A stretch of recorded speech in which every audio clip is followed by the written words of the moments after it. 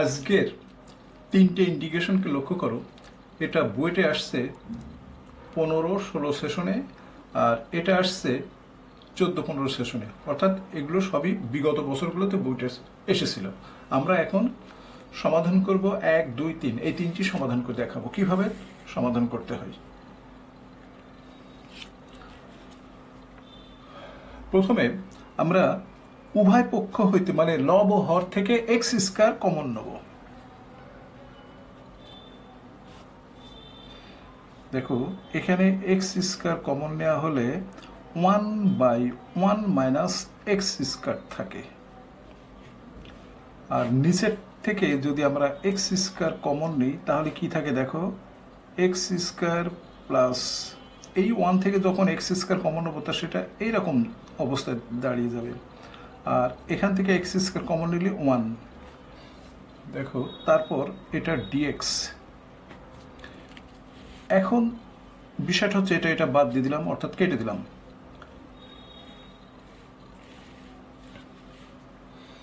এরপর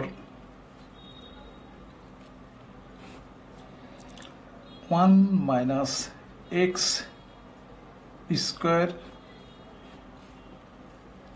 দেখো এটাকে যদি আমরা এইভাবে সাজাই 1/x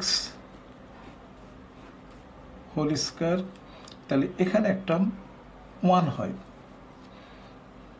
অর্থাৎ এখানে -2 হওয়ার কথা ছিল এক্স স্কোয়ার -2, কিন্তু একটা 1 থাকার কারণে -1 হলো। আবার এটাকে হোল স্কয়ার সূত্র ফেলে কাটাকাটি করো, আগেরটা পাওয়া যাবে। এখন আমরা যে কাজটা করব সেটা হচ্ছে এরকম যে এক্স প্লাস 1/x সমান আমরা জেড ধরব।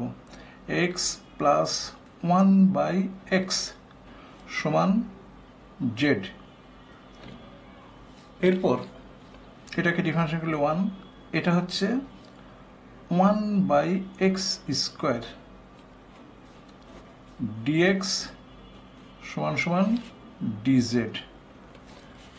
এরপর দেখো এখন আমরা এই ডিএক্সটা এখানে নিয়ে আসতে পারি। 1 plus 1/x square dx x plus 1/x whole square -1। তো মানগুলো আমরা বসিয়ে দিই, দেখো 1 মাইনাস 1/x স্কোয়ার ডিএক্স সমান ডিজেড, এটা ডিজেড আর এটা জেড স্কোয়ার -1 ডিজেড আর জেড স্কোয়ার -1। তো এটা একটা সূত্র পড়ে যায় 1/2 ইন্টু 1, অর্থাৎ এক্স স্কোয়ার মাইনাস এ স্কোয়ার সূত্র কি 1/2 এর লন, দেখো লন জেড -1 জেড প্লাস 1, এই সূত্র পড়ে প্লাস সি। এরপর আমরা জেড এর মানটা বসিয়ে দেবো। জেড এর মান এটা হলো half ln x 1/x -1 x 1/x plus 1। এখন আমরা যে কাজটা করব দেখো,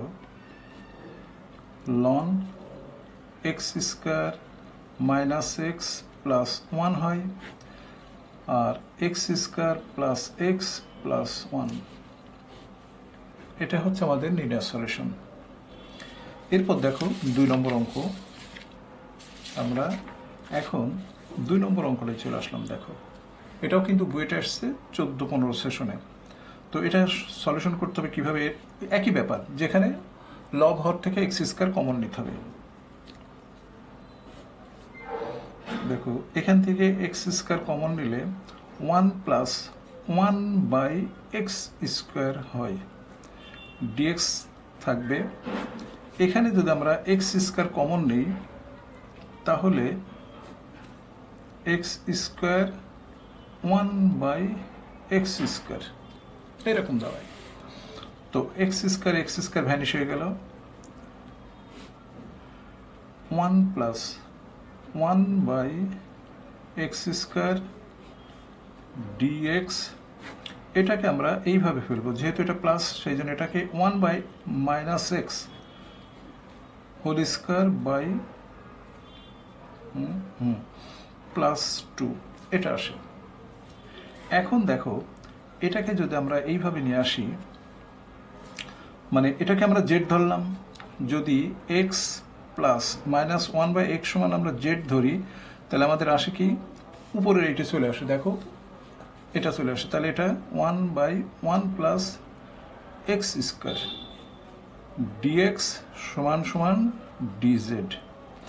তো এটার পরিবর্তে আমরা বসাচ্ছি ডিজেড, আর জেড স্কোয়ার +2 ওইটাকে √2 হোল স্কোয়ার করে দিলাম, তাহলে এটা কি একটা ট্যান ইনভার্সের সূত্র পড়ে গেল, 1/√2 ট্যান ইনভার্স z/√2। জেড এর মান আমরা বসিয়ে দেবো, দেখো 1/√2 tan inverse x - 1/x x - 1/x/√2। এটাকে আমরা এইভাবে লিখতে পারি, দেখো এটাকে আমরা লিখতে পারি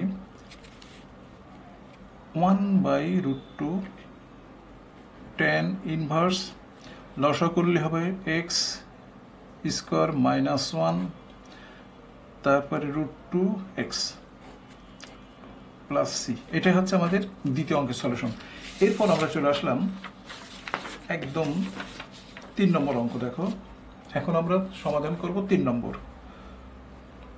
এখানে একটু লক্ষ্য করো, হাফ x এর পাওয়ার হাফ আর x এর পাওয়ার 1/4, এই 4 আর এই 2 লসাগু করলে আমরা পাচ্ছি কত?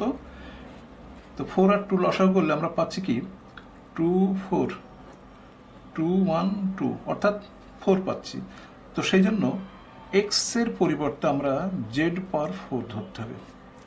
x সমান z/4 আমাদেরকে ধরে নিতে হবে। তাহলে এখন ডিফারেন্সিয়েশন করো dx, এটা ডিফারেন্সিয়েশন করো 4z³ dz, এটা পাবো। তো এখন আমরা বসিয়ে দিলাম dx এর পরিবর্তে, দেখো dx এর পরিবর্তে কি বসানো যায়, এই যে 4z³ dz বাই, এখানে দেখো এখানে যদি x এর মান মানে 4z বসাই তাহলে এটা পাচ্ছি জেড স্কোয়ার, এখানে যদি বসানো যায় x এর পরিবর্তে z/4 তাহলে এটা পাচ্ছি জেড, এরকম একটা সিস্টেম চলে আসে।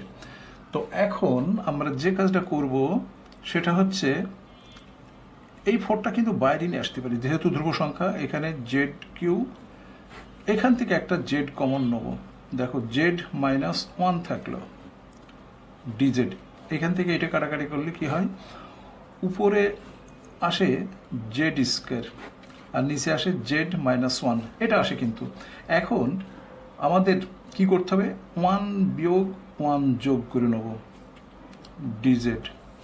তারপর দেখো আমরা যদি এই যে জেড স্কোয়ার -1 এটাকে আলাদা আলাদা করি,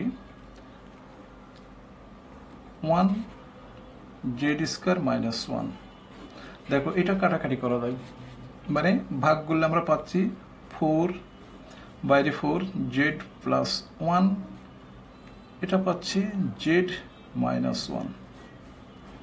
এখন যদি এটাকে ইন্টিগ্রেশন করা যায় তাহলে কি পাওয়া যায়, জেড স্কোয়ার, দেখো 4 বাইরে থাকবে, 4 কিন্তু বাইরে থাকছে, 4 বাইরে থাকলো, আর এটা হলো জেড স্কোয়ার, ইন্টিগ্রেশন করে z²/2, এটা হচ্ছে জেড, আর এটা হচ্ছে লন, দেখো জেড dz অবশ্যই লিখতে হবে, তাহলে লন z-1 প্লাস সি। এখন জেড এর মান যদি আমরা x/4 বসাই, মানে না, জেড এর মান যদি আমরা যদি বসাই, দেখো জেড এর মান পাওয়া যাবে, x স্কোয়ার আছে সেই জন্য রুট হবে /2, এখানে x এর মান এরকম আসবে 4, দেখো √4 কিন্তু, তারপরে লন x 1/4 বা √4 যেটাই লিখি না কেন এইভাবে লেখা যাবে, এটা হচ্ছে অ্যান্সার। আমরা এটা 4 দিয়ে গুণ করি, তাহলে 2√x, তারপর 4 √4x, তারপর ফোর লন দেখো x root four minus one plus c, এটি হচ্ছে আমাদের সলিউশন বা অ্যান্সার। তো বুঝতে পারছো এই ধারার অঙ্কগুলো আসার মতো, এবং ভবিষ্যতে এই অঙ্কগুলো আমরা একটু প্র্যাকটিস করব। প্র্যাকটিস করলেই আমরা এই ধারার অঙ্কগুলো আসলে আমাদের সমস্যা সমাধান খুব সহজে করতে পারবো। আজ এই পর্যন্তই।